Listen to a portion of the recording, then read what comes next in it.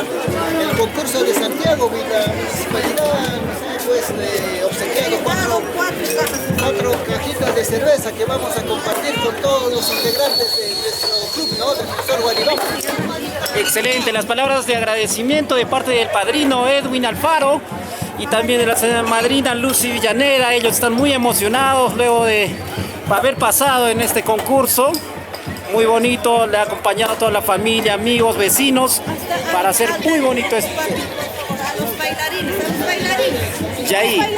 Y ahí se va llevando la cerveza para compartir con todos los bailarines, porque han cansado y ha sido muy bonito, divertido y emocionante disfrutar de este Santiago. ¿Qué le parece el cariño que demuestra a todos sus familiares hacia usted hoy día que está de padrino usted?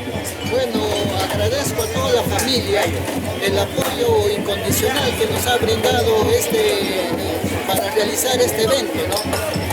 Se les agradece de todo corazón, a nombre de mi esposa, de mi persona, a toda la familia, a los tíos, a la familia que viene de Huancayo, a todos se les agradece de todo corazón. Esperemos pues que esta costumbre Santiago Guaribambino siga para adelante y no se pierda. Eso es lo que nosotros siempre se desea en este hermoso pueblo de Guaribamba. Excelente, adelante entonces, Club Defensor Guaribamba.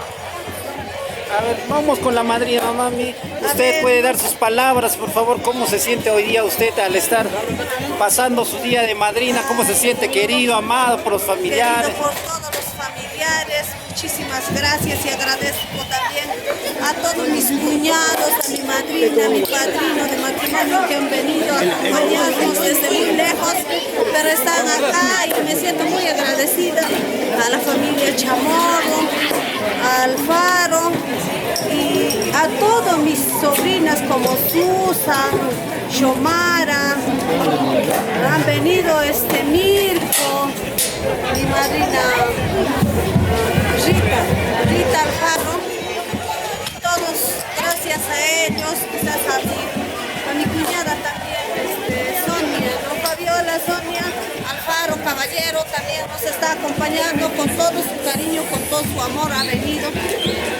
desde muy lejos, pero está con nosotros igual mis tíos, mi tío Rubén Villaneda Molina, Wilfredo Villaneda Molina, después mi tía Miriam Villaneda Molina, Rosemary también, Rosemary Villaneda Molina nos ha prestado sus paquitas para el Santiago, nos ha apoyado en el pasacalle, igual también a mi tía Nelly por el rico desayuno al suculento levantamuertos, ¿no?